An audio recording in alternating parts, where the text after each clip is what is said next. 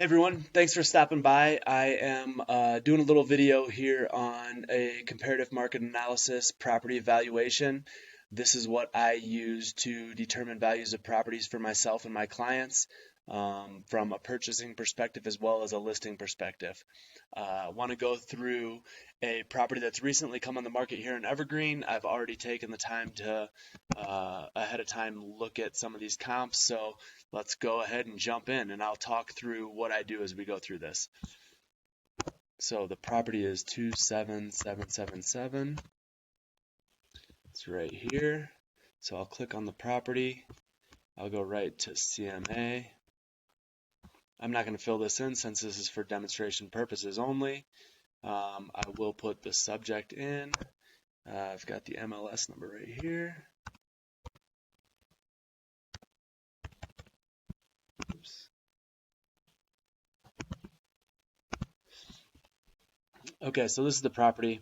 You can see it's located in Evergreen where I live. It's a 3-bed, 2-bath, 1,400 square feet above grade, 1836 finished square footage. That's important. I utilize that number in every CMA I do. The property is on a well. It does have a garage built in 1962, has forced air, no cooling. It does have 744 square feet of unfinished space. And last is, acreage is just below 1. So those are the details of this property. Let's look to find some comps. I always go to add from listings. I type in the property address 27777 Circle Drive.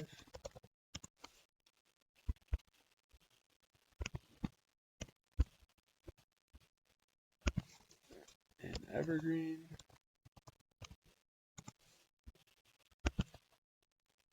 So I like to look at active, coming soon, pending, and closed.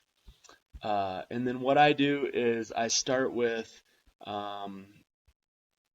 finished square footage, living finished. So I do plus or minus 10%. Since this property is 1,836 square feet, 90% of that is 1,652 square feet. 110% of that is 2,020 square feet. So that's what I put in for my square footage range. It's only showing one match, which is probably this property. So I do increase my distance until I get to at least 3 to 5 properties. So at a half mile, none. At 1 mile, still the 1. So let's go 2 miles. And you can see there are 8 matches. So I'd select on this.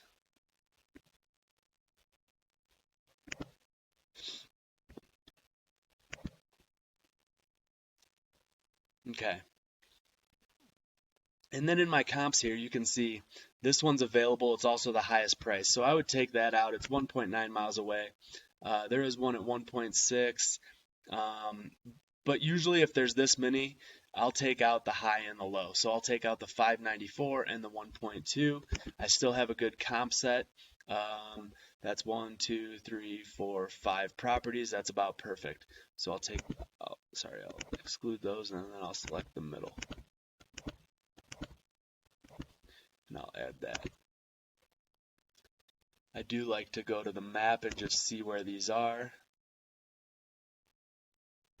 You can see our subjects here. 4 and 6 are pretty close. 2, 3, 5 are probably slightly better from a location perspective. Then I go right into adjustments.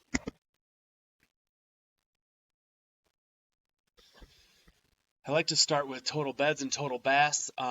In Evergreen, in this price point, I would do a $10,000 adjustment for beds and a $15,000 adjustment for bathrooms. Typically, bedrooms are easier to add or subtract if you're not adding additional square footage of the home because you're only dealing with studs, insulation, drywall, flooring, perhaps a little bit of ventilation or a mini split unit, which can save you some money. So I would add $10,000 for a bedroom if it's smaller, and I would subtract if it's more.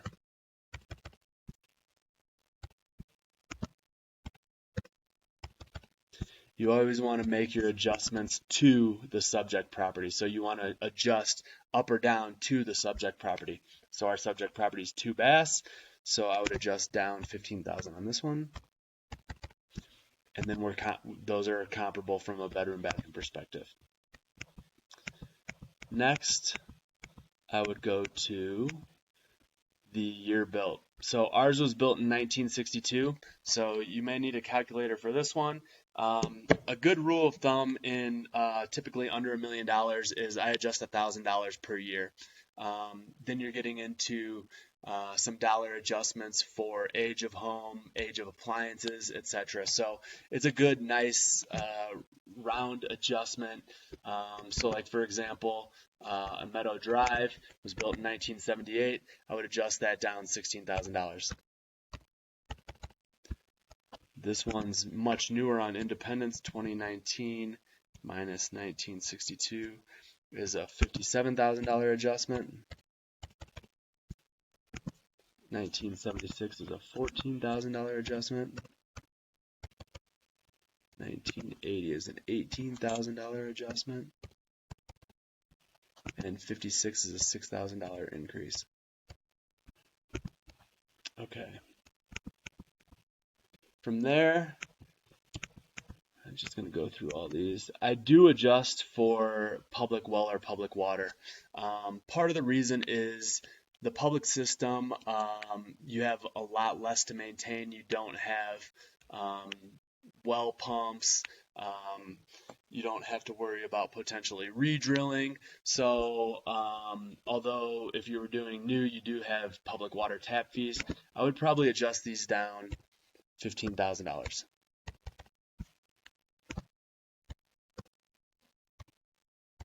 As public water is more desirable oftentimes than well water.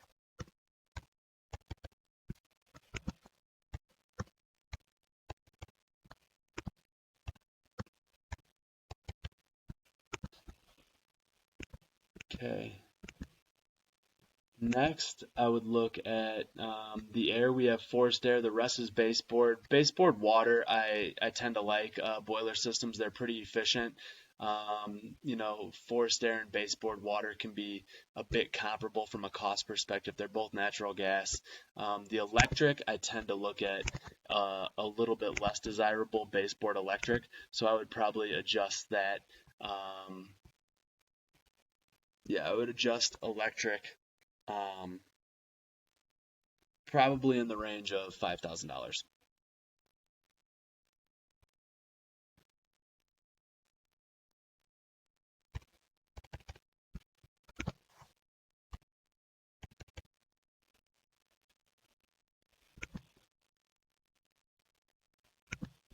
And that would be, let me think about that. That would be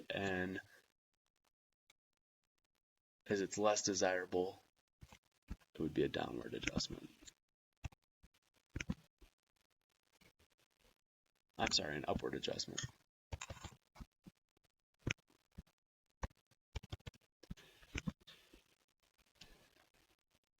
And because it has central air and that's more desirable, I would adjust that down. Because ours has forced air, it's going to be not too difficult to add air conditioning because the ductwork should already be in place, so I would adjust those down 5,000.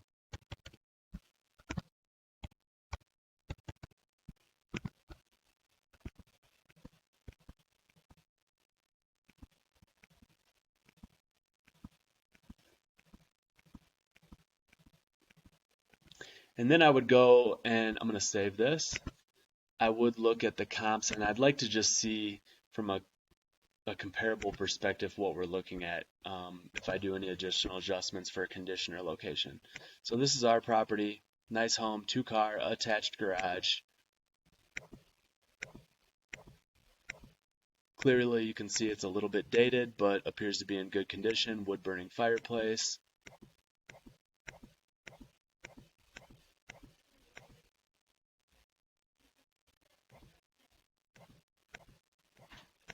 And then I would go on to the next property. This property on Meadow is clearly able to see that it is in better condition. I would also say that it's in a better location, also has nice views, so I would make an adjustment on this property.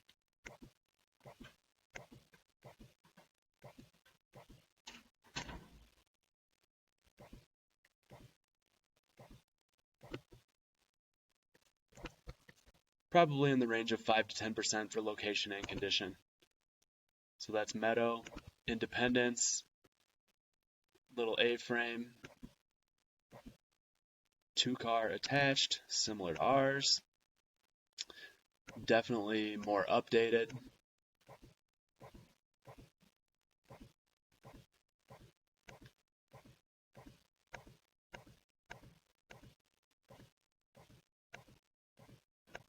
Again, the better location, I would say this would be a 5 to 10% adjustment as well. So on those two, I would probably split the difference and call it a 7.5% adjustment.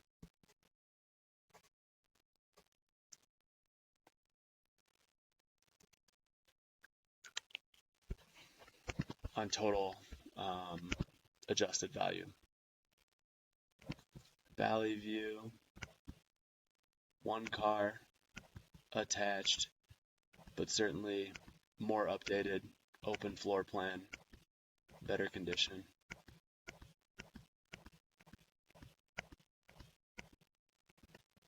I just want to double check this location.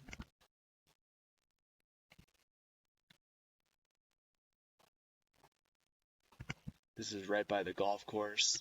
The public golf course is a good neighborhood right by the school and then right by the lake. This is super central Evergreen, so I would again say that this is a better location as well. So I'd call that a 7.5% adjustment on Valley View.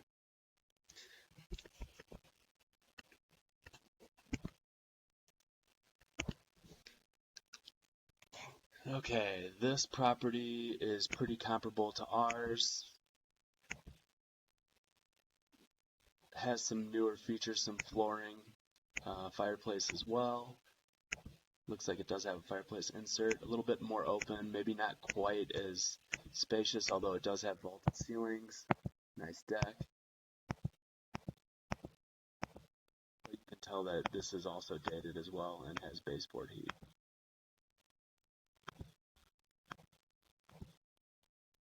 With a 2-car attached. So I wouldn't make any adjustment on that property. Overall adjustment. This home is about the same age as the subject property, 2-car attached, and very similar interior. Again, wood burning fireplace. Already made the adjustment for heating systems. So I wouldn't adjust this. So I'd go back to my adjustments. Because there's nowhere for an overall adjustment for location and condition of the property, I usually just put it in structure type, and I would put a 7.5% adjustment. So I would take, let's go to Meadow, 689 times 7.5%. So I'd adjust it down 51,675. And then I would do Independence at 723 times 7.5%. I would adjust that one down, minus 54,225. And then the last is Valley View at 716. Adjusted price times 7.5%. I would adjust that one down, minus 53,700. Okay, so now I have all my adjusted prices. 637, 669, 662, 637, and 656. My last adjustment I make is a square footage adjustment. So the way that I do this is I go to the living area, finished square footage, our subject is 1836, and then I adjust these up or down. And then what I do is I take the adjusted price divided by the living area square footage, and then I multiply that by the difference in 1836 to whatever the comparable finished square footage is, and I make that adjustment. So Let's start with Meadow, 637,325 divided by 1751 gives you 364 a square foot. It's an 85 square foot difference times 85.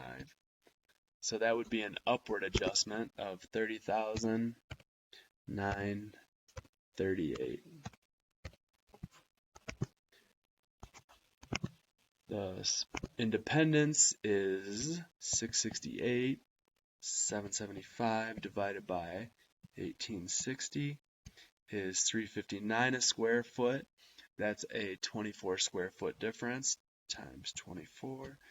So I would adjust this down 86.29.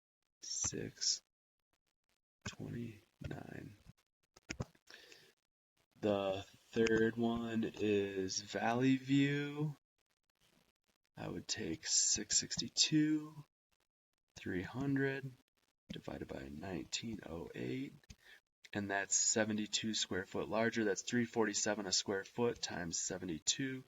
That's going to come down minus 24,992. Let's see, Columbine is 637 divided by 1737. That's 366 a square foot, and it's 99 square feet smaller times 99. I'm going to adjust this one up, 36,306. The last one on Pine is 656 divided by 2008. That's 327 a square foot. That's 172 square feet bigger times 172. I'm going to adjust this one down, 56,191. I'll save that. I'll go to pricing. Sometimes it will not calculate it based on my adjustments because I put in too many adjustments in different areas, like this one with the location and property condition of those three properties. So what I like to do is I like to kind of just look at my adjusted comp price from the low, median, average, and high.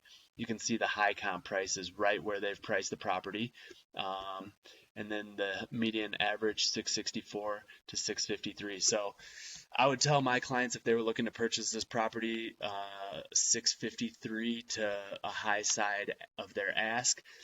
If they really, really loved it and were handy and didn't need contractors to update this, I would say we could go on the high side and perhaps negotiate for some concessions, perhaps for interest rate.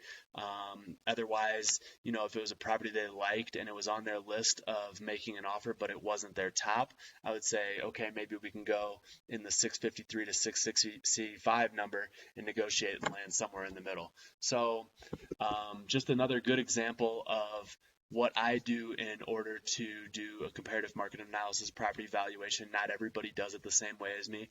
In this particular one, all these property, I did look earlier, they're all below 1 acre, so I didn't adjust for land. If they're above acre or significantly above an acre in land space, there may need to be some significant adjustments or perhaps take them out of the comp analysis. So these are a few of the things that I do in order to determine values of properties for my clients and myself. Please like, subscribe, hit the notification button. Drop any comments below you may have on how I do my procedure for analysis. If you have any questions, comments, feel free to reach out or drop it below as well. Would love to hear your thoughts. One thing that I do that appraisers don't is I tend to make fairly large adjustments for condition, location, and even square footage, sometimes larger than appraisers will do. So that's one way that my valuations sometimes differ from appraisers. So, and I'm happy to justify those and back them up and have those discussions with appraisers. If you're an appraiser, let me know your thoughts. And again, hopefully this was helpful and can help you out in the future with your property valuations. Thanks.